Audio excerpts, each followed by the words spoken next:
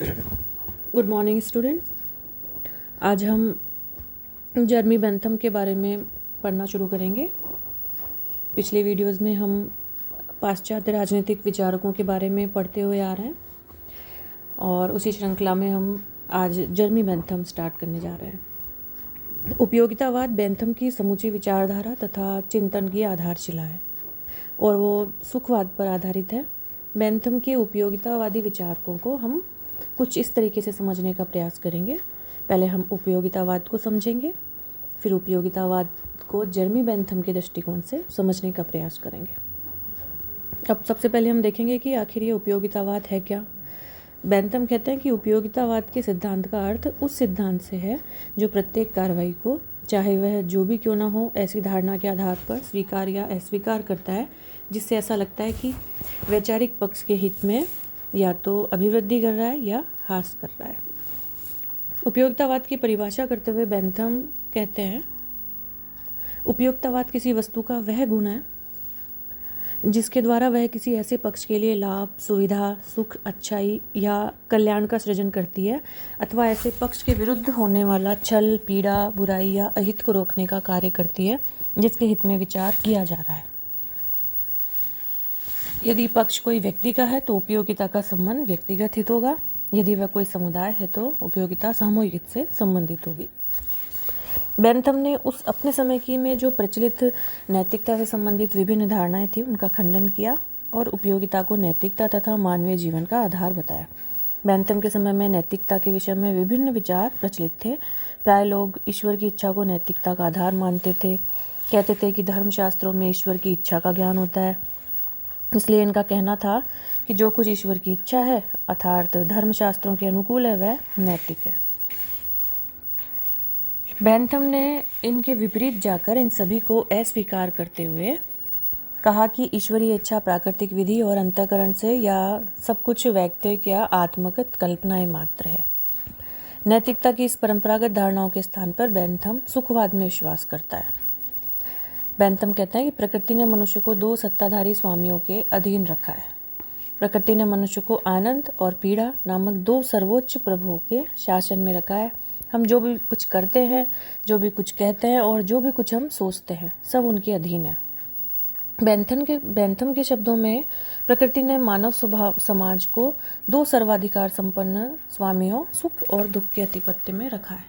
इन स्वामियों का ही यह कर्तव्य है कि वो हमें बताए हमें क्या करना चाहिए और क्या हमें नहीं करना चाहिए, हम क्या कर रहे हैं, हम क्या कर सकते हैं।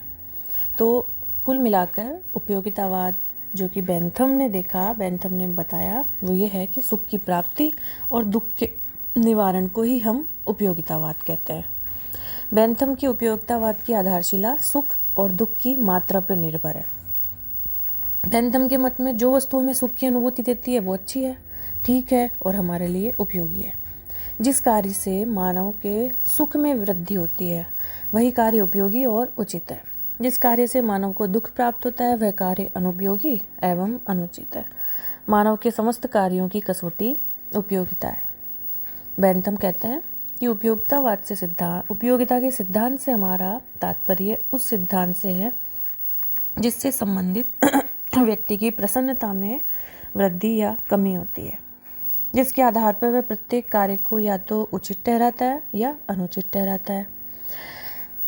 मैं हर बात हर कार्य के लिए करता हूँ और इसलिए मेरी यह बात किसी एक व्यक्ति पर नहीं बल्कि हर सरकारी कार्य पर लागू होगी। इस प्रकार बेंथम के अनुसार किसी वस्तु की उपयोगिता का एकमात्र मापदंड ये है कि कहाँ तक सुख की वृद्धि करता है और दुख को कम करता है।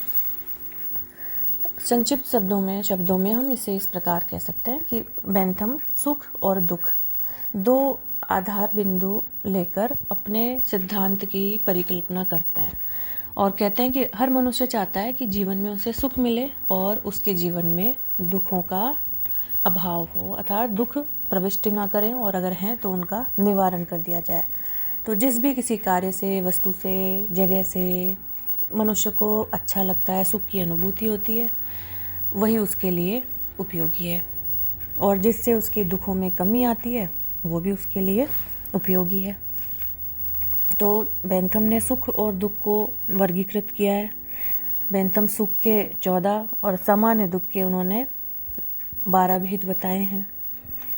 अगर हम सुख की बात करें तो वो इस प्रकार है: इंद्रिय सुख, वैभव सुख, कौशल का सुख, मित्रता का सुख, यश का सुख, शक्ति या सत्ता का सुख, कल्पना का सुख, धार्मिक सुख, दया का सुख, सहायता का सुख, निर्दयता का सुख, स्मृति, आशा का सुख, संपर्क या मिलन का सुख।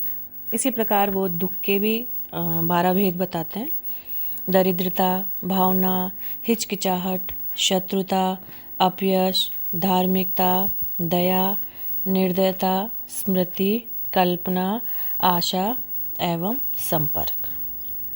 सुख और दुखों के इस वर्गीकरण को प्रस्तुत करने के पश्चात बेंथम ये भी कहते हैं कि इनके सम्मिश्रण से विभिन्न प्रकार के जटिल सुख और दुख पैदा होते हैं। अर्थात हम किसी एक सुख और एक दुख को आपस में मिश्रित कर दें तो इस सम्मिश्रण से विविध प्रकार के जटिल दुख।